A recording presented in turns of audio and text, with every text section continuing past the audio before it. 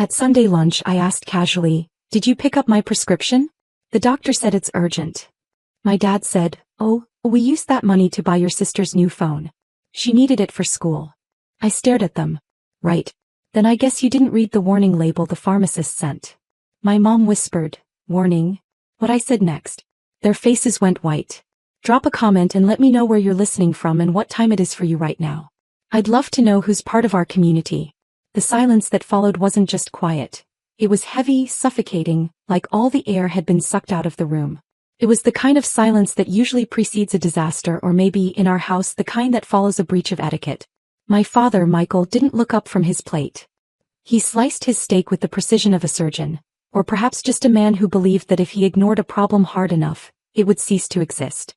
My mother, Elizabeth, was already fluttering, rearranging the floral centerpiece, her nervous energy radiating off her like heat waves. "Natalie, don't be dramatic," Michael said finally without looking at me. "It's just medication. We'll get it next week." Chloe needed the camera kit for her vlog. "It's an investment in her future." "An investment," I repeated, the word tasting like ash in my mouth. "Yes," he said, finally looking up, his eyes cold and flat. "An investment. Unlike your constant medical expenses." I looked at Chloe, my beautiful golden sister. She was 19, glowing with health and vitality, completely absorbed in her new phone, testing out angles for her next video. She didn't even hear us. She didn't have to. In this house she was the art on the wall, to be admired and protected. I was the drywall, the studs, the insulation, necessary for the structure to stand but invisible until something cracked. I stood up. My legs felt weak, a tremor running through my hands that I hid by clenching them into fists at my sides. It was a familiar sensation, the physical manifestation of the neurological condition I'd been managing in secret for months. But this time the shaking wasn't just fear. It was rage. A cold, hard rage that settled in my chest like a stone. "Where are you going?" Elizabeth asked, her voice shrill. "We haven't even had dessert." "I'm leaving," I said. My voice was steady, surprisingly so. "And I'm not coming back until you explain why a piece of technology is worth more to you than my health." "Natalie, sit down," Michael commanded. "You are making a scene." "No," I said. "I'm making a choice." I grabbed my keys from the counter. They felt heavy in my hand, heavier than they should. I walked to the door, my footsteps echoing on the pristine marble floors. I didn't look back. I knew what I would see if I did. My mother's anxious face, my father's angry one, and Chloe, still oblivious, still perfect, still the center of their universe. I got into my car and drove. I didn't go to a friend's house. I didn't go to a park to cry. I drove straight to the pharmacy. The drive was a blur of white lines and red taillights. My mind was racing, replaying the conversation, dissecting it, analyzing it like I would a blueprint. "We used that money to buy your sister's new phone." It wasn't just selfishness. It was a statement of value. My health, my survival was worth less than $2,800. When I reached the pharmacy, my hands were shaking so badly I could barely get my credit card out of my wallet. The total flashed on the screen, $2,450. It was my entire emergency fund. Every cent I'd saved from freelance projects, from skipping meals, from walking instead of taking the bus. I swiped the card. The machine beeped. Proved. I took the bag with the vials of medication. It felt light, insignificant for something that had just cost me my safety net. I walked back to my car and sat there for a long time, staring at the steering wheel. I thought about the glass child syndrome. I'd read about it years ago in a psychology class. The sibling of a child with special needs, or in my case special status, who is looked through, never at. The child who is expected to be perfect, to be problem-free, to be invisible so the parents can focus on the one who shines. I had spent my entire life trying to be invisible, trying to be low maintenance, trying to be the good daughter who didn't need anything. And it had gotten me exactly nothing. I was transparent to them. But the thing about glass is that when it breaks, it becomes sharp. And I was done being smooth and transparent. I was ready to cut. I started the car. I wasn't going back to the house in Connecticut. I was going to my apartment in the city, the small studio I paid for myself, the one place where I was solid, real, visible. I had a plan. It wasn't a plan for revenge, not exactly. It was a plan for an audit. A structural assessment of the family I had been propping up for 23 years. I arrived at my apartment and locked the door behind me. The silence here was different. It wasn't the suffocating silence of the Connecticut house. It was a silence I had chosen. I sat down at my desk and opened my laptop. I pulled up the family's shared cloud drive, The one I managed because my father couldn't be bothered to learn how to organize files. I started looking. Not as a daughter but as an architect inspecting a building for faults. And I found them. Cracks in the foundation. Discrepancies in the ledgers. Money moving in ways it shouldn't. I saw the withdrawal for Chloe's camera kit. $2,800. And right next to it, a transfer from my own savings account to the joint family account, labeled utilities. I had paid the electric bill that month. I had paid for the lights that illuminated their perfect dinner. I kept digging. I went back 5 years. And there was a loss. A massive, gaping hole in the family finances. $185,000. Gone. The date coincided with a tech investment boom that had crashed spectacularly. My father had invested. And he had lost. I sat back in my chair. The pieces were falling into place. The tension in the house, the obsession with appearances, the refusal to spend money on anything that didn't contribute to the facade of wealth. They weren't just selfish. They were broke. And they were terrified. I looked at the medication box on my desk. The warning label stared back at me. Mandatory state reporting for hereditary conditions. I read it again. And then I read the fine print. Failure to treat. Neglect. Investigation. My phone buzzed. A text from Michael. You're being dramatic. The pharmacist is exaggerating. Come home, we have guests tonight. You need to handle the catering. I looked at the message. Handle the catering. Not, are you okay? Not, did you get your medicine? Just a demand for service. A demand for the invisible daughter to come back and make things seamless again. I didn't reply. I opened a new document on my computer. I titled it Audit. And I started typing. I wasn't just a daughter anymore. I wasn't just a glass child. I was the inspector. And I was about to condemn the building.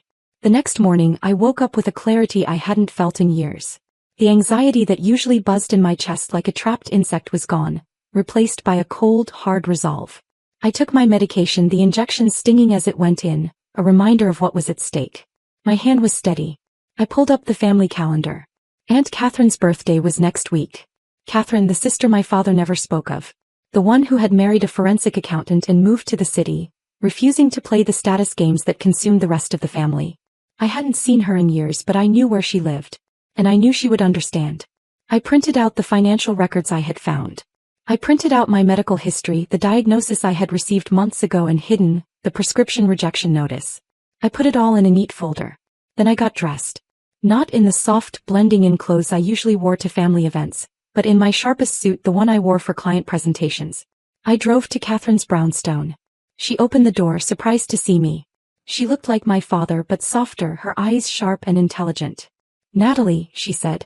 What are you doing here? I need to hire you, I said. Or rather, I need to consult with you.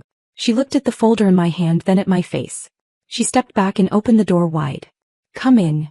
We sat in her living room, surrounded by books and art, a stark contrast to the empty white surfaces of my parents' house. I laid out the documents. I walked her through the timeline. The lost investment.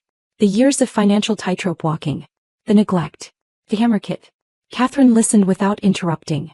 She flipped through the pages, her expression grim.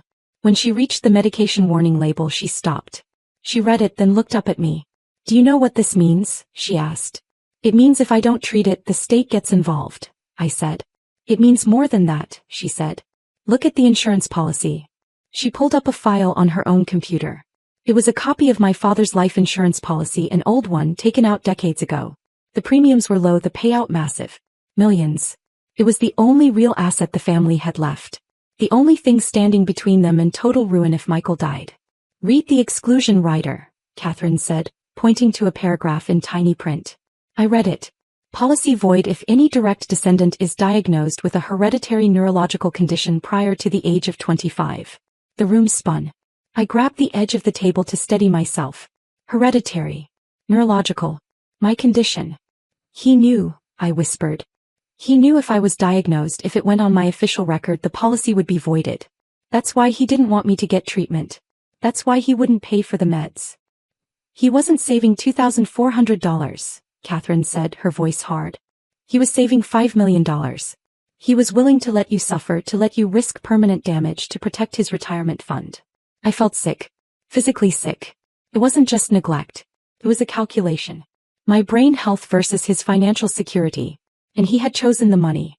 And the warning label, Catherine continued. The state reporting. If the pharmacy flags this as critical noncompliance, it goes into a database. A state database, which the insurance companies monitor. So by not paying for the meds, I started. He triggered the very thing he was trying to avoid, Catherine finished. Or he's about to. If that flag hasn't hit the system yet, it will soon. I looked at the papers. The evidence of my father's betrayal. It was methodical. It was cold. And it was devastating. What do I do? I asked. Catherine looked at me. You finish the audit. You take this to them. You show them that you know. And you watch them crumble. She stood up and went to a desk, pulling out a checkbook. She wrote a check and handed it to me. It was for $5,000.